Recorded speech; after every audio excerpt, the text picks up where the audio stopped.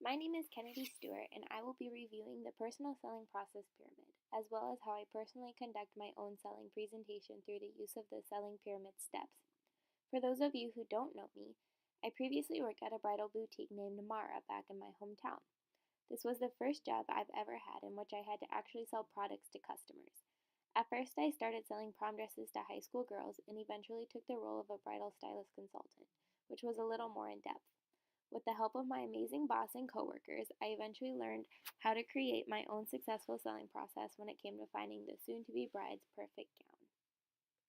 But before I go into my personal selling strategies, I would like to go over the basic outline of the personal selling process and how it encompasses the following sequence of activities. First, prospecting and qualifying. Secondly, approach. Third, presentation. 4, demonstration. 5, handling objections. 6, closing. And 7, follow up.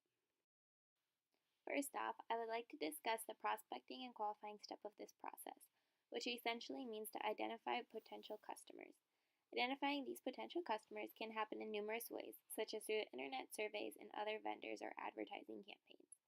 In my personal experience, I have always started my selling process with this step by participating in bridal shows with my team members. At these shows, we would set up our booth to look like our store so brides could get a true feel of what Mara was about. In these shows, we would ask brides what styles, designs, or designers they were thinking of when wanting to purchase their dream gown, and also bring some of our sample dresses from different designers we own to get a feel for their taste as to which dresses were the most popular. During the presentation stage, it is important to convey your marketing message to the potential customer. In my case, at these bridal shows or in advertisements that I would help create, I would present to customers our rewards programs brides could receive if they purchased a dress with us, as well as our unique atmospherics Mara offered.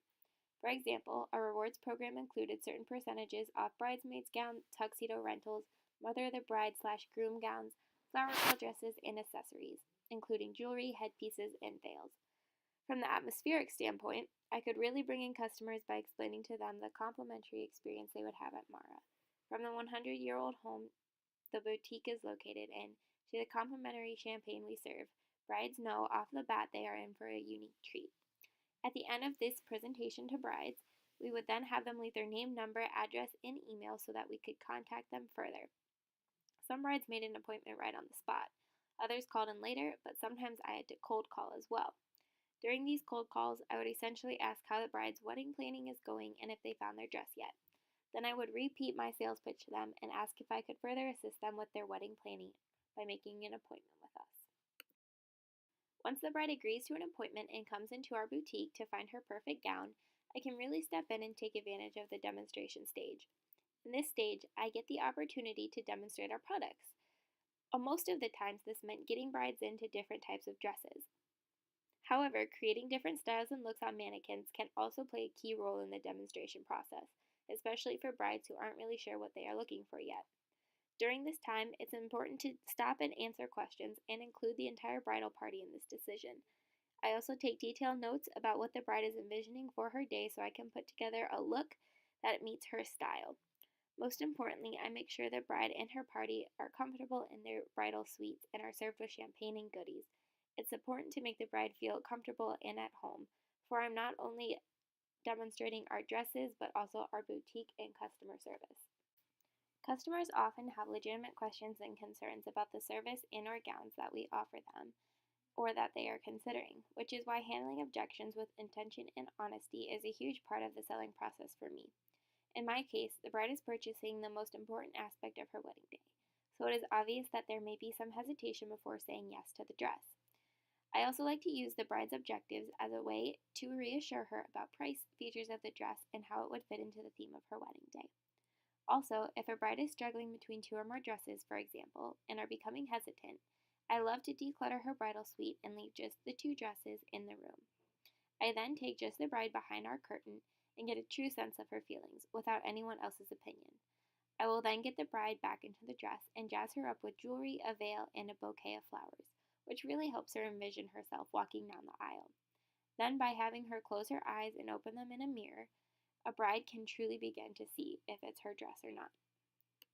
The closing stage of the personal selling process is one of my favorites because it's the time where I can finally ask the bride if she's ready to say yes to her dress.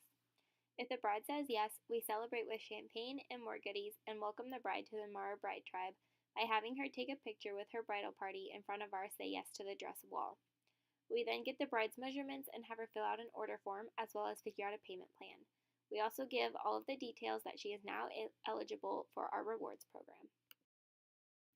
Lastly, it is not enough to close a sale and move on. Relationship selling involves reinforcing the purchase decision and ensuring the bride that her wedding day will be nothing less than spectacular. I always start by sending the bride and her party a thank you note, expressing my gratitude of how happy I am that they chose me as their bridal stylist and how beautiful they looked in their dream dress.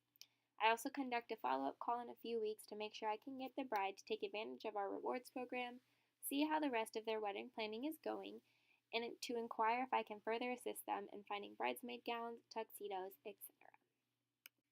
In conclusion, the presentation and demonstration steps are designed to generate interest and desire.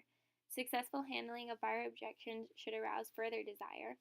Action occurs at the close of the sale. All of these steps play vital roles in navigating through a successful selling routine.